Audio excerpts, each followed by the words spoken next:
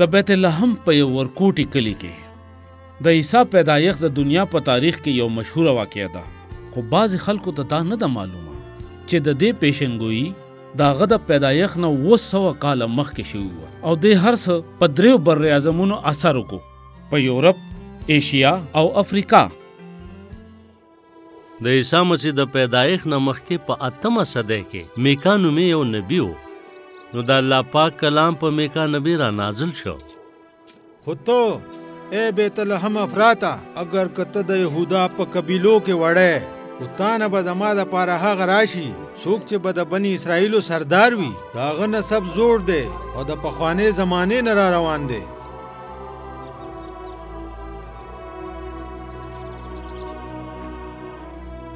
وسوه کاله پس دا پیښ شول.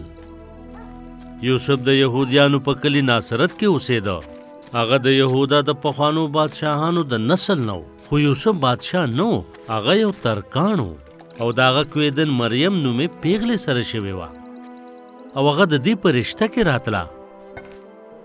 ما فرښته لیدلې ده او راته ویلي دي چې زه به د عیسی مور جوړه شم او اوس زه امیدواره شوې یم.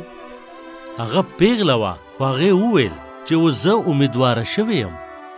نو یوسف ډېر حیران شو. زه څنګه په دې یقین وکړم؟ داسې نشي کېدی، تا زما سره بې وفایي کړې ده. نه نه، داسې نشي کېدی. ناصرت د یهودیه په سلطنت کې و او هیرودیس بادشاه په حکمرانی کوله او یهودیه د روم د سلطنت حصه وه. په دومره لوی سلطنت باندې حکمرانی کولو دپاره دا پیژندل پکارو چې هلته څومره آبادي ده. نو رومي قیصر اګوستس دا فرمان جاری کو په ټول سلطنت کې دی مردم شماري وشي.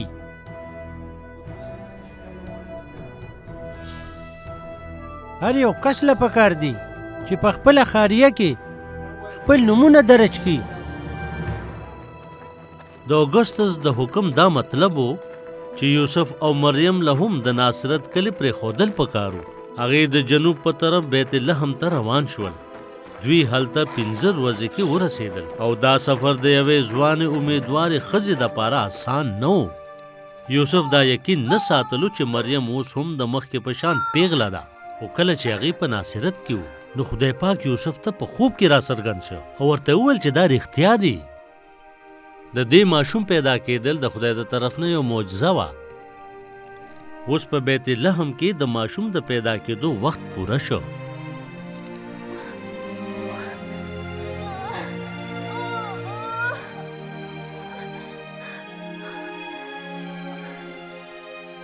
او هلک پیدا شو. هغې په عیسی نوم کېښودو.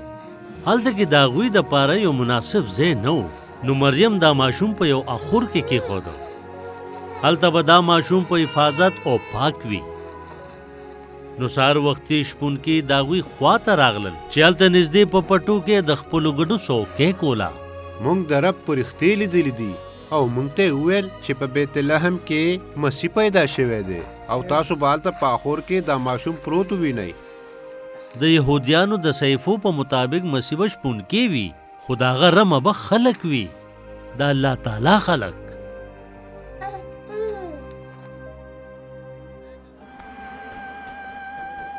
د عیسی مسیح د پیدایښت نه لږ وخت پس یو څو هوښیار سړي یروشلم ته راغلل او د هغې په وجه هلته ډېره پریشاني پیدا شوه، ځکه چې هغې دا تپوس کوو هغه د یهودیانو باچا کېدونکي ماشوم چې پیدا شوی دی هغه چېرته دی؟ ځکه چې مونږ د نن خواته نه د هغه ستورې په راختو لیدلې دی او هغه ته سجده کولو ته راغلي یو. په یروشلم کې یو بادشاه و، هیرودیس بادشاه، او هغه ته ډېره ښه پته وه چې دا هر څه د څه په باره کې دي. نو هیرودیس مشران کاهنان او د شر ټول عالمان راوبلل او دا تپوس یې ترې وکړه چې مسیح به چېرته پیدا کیږي. په بیت لحم کې او نبیانو هم دا لیکلي دي. ای د یهودیا د ځمکې بیت لحم ښاریې، ته د یهودیا په ښارونو کې ورکوټې نه یې، ځکه چې ستا نه به هغه سردار راوځي چې زما د خلکو بني اسرائیلو شپون به وي. دا هغه خبرې دي کومې چې میکا نبي 200 کاله مخکې کړې وې. د خلکو په نظر کې هیرودیس د یهودیانو اصلي بادشاه نه و، د هغه پلار ادومي و او مور نباتی وا. د هیرودیس د طاقت بنیاد د رومي سلطنت په مرسته باندې و. داغه خپل سیاسي تجربه دومره نه وا او داغه فوجان هم لالچیانو. هیرودیس هغه خيار سړی پټ راوبلل. په ښار کې د دې په باره کې افواج خپره شوې وه. نو بادشاه له زر سکول پکارو. اول هغه د هغې هوښیار سړو نه تپوس وکړ. تاسو څه لیدلي دي؟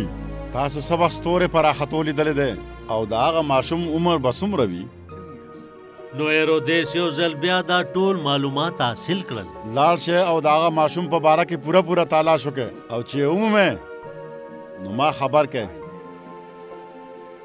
چې زم ورشم او سجده ورته وکم.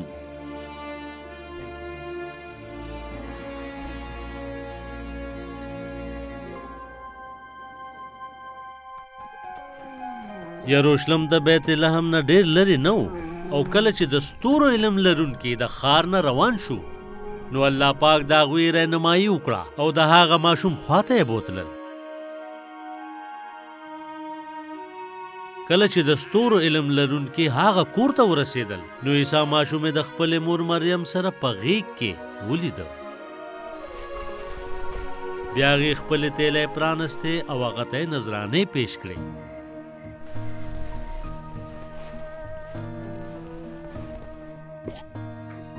سره زر د یو بادشاه دپاره او خوشبویه لوبان د عبادت دپاره او د یو مشر امام دپاره چې خدای ته یې پیش کی او مور د دې دپاره چې هغه به رنځورانو له شفا ورکي. د ستورو علم لرونکي یروشلم ته واپس لا نړل. خدای هغوی ته په خوب کې دا خبرداری ورکړو چې هیرودیس بادشاه له واپس مه ځئ. نو هغوی بیا په بله لار خپل ملک ته واپس شول. کله چې هیرودیس د ستورو علم لرونکو په دوکه پوه شو نو او سخت د خواوشا هغه ټول ماشومان چې عمر 2 کاله یا د دې نه کمی قتل یې کوي.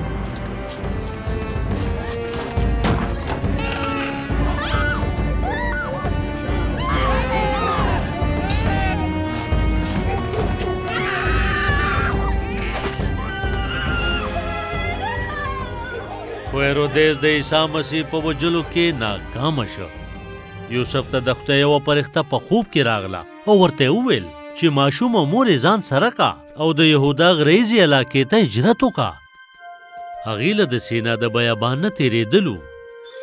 د عیسی مسیح لار د مغرب په طرف وه. هغې د بیابان نه تېرېدل او مصر ته لاړل.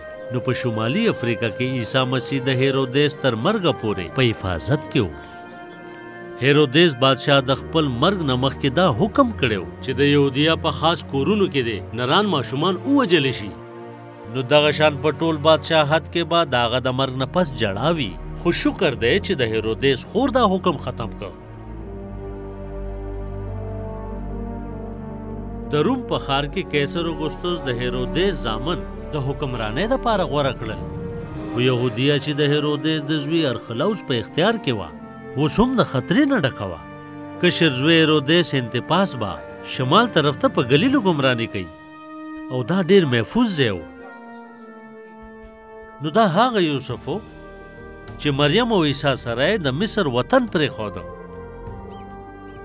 او لکه د خپل پلار نیکه په شان اسرائیل ته واپس شو او آخرکار ناصرت ته ورسېدل چېرته چې هغې ژوند تېرول شروع کړل.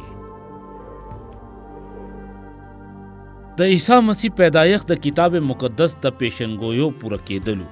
الله تعالی مالک عیسی په خپله دې دنیا ته راولېږلو. د مسلو ظلم غربت او د ګناه نه ډکې دنیا ته یې راولېږلو. هغه د یو مقصد لپاره رالو. هغه موږ ته د الله په باره کې وویل. موږ ته د ژوند تېرولو طریقه وښوله. زموږ د ګناهونو دپاره مړ شو او د مرګ طاقت یې ختم کو. علم لرونکو هغه له سره زر لوبان او مور راوړل. کېدای شي موږ سره دا تحفې نه وي خو موږ عیسی مسیح له د دې نه هم زیات قیمتي څه ورکولی شو.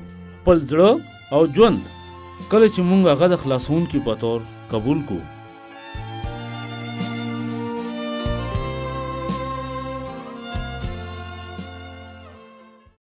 ګران اورېدونکو یقینا چې دا کیسه به ستاسو خوښه شوې وي.